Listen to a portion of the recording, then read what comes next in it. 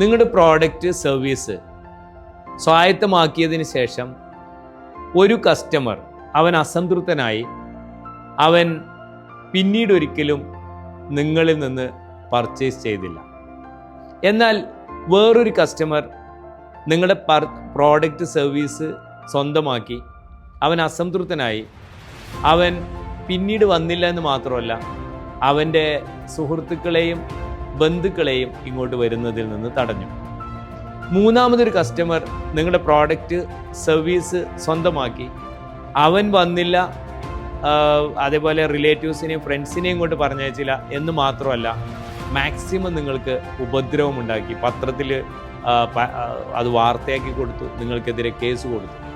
എന്നാൽ വേറൊരു കസ്റ്റമർ നിങ്ങളുടെ പ്രോഡക്റ്റ് സർവീസ് സ്വായത്തമാക്കി അവൻ അസംതൃപ്തനായി അവൻ നിങ്ങളോട് നേരിട്ട് വന്ന് അവൻ്റെ പരാതി പറഞ്ഞു. തീർച്ചയായിട്ടും ഇതിലേത് കസ്റ്റമറെയാണ് നിങ്ങൾക്ക് ഇഷ്ടമെന്ന് ചോദിച്ചാൽ നിസ്സംശയം നിങ്ങൾ പറയും നിങ്ങളോട് നേരിട്ട് വന്ന് സംസാരിച്ച ആളെയാണ് നിങ്ങൾക്കിഷ്ടം. പക്ഷേ ഇങ്ങനെ നേരിട്ട് വന്ന് സംസാരിക്കണമെങ്കിൽ അതിനനുസരിച്ചുള്ള ബന്ധം, റാപ്പോ നിങ്ങൾ അദ്ദേഹവുമായി ഉണ്ടാക്കിയെടുത്തിട്ടുണ്ടാവണം.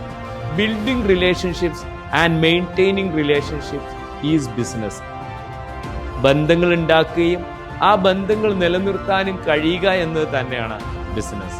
അപ്പോൾ അത്തരത്തിലുള്ള ബന്ധങ്ങൾ ഉണ്ടാക്കാനും അത് നിലനിർത്താനും ഓണറും അതേപോലെ ആ സ്ഥാപനത്തിലെ എംപ്ലോയീസും സദാ ജാഗരൂകരാകേണ്ടതുണ്ട്.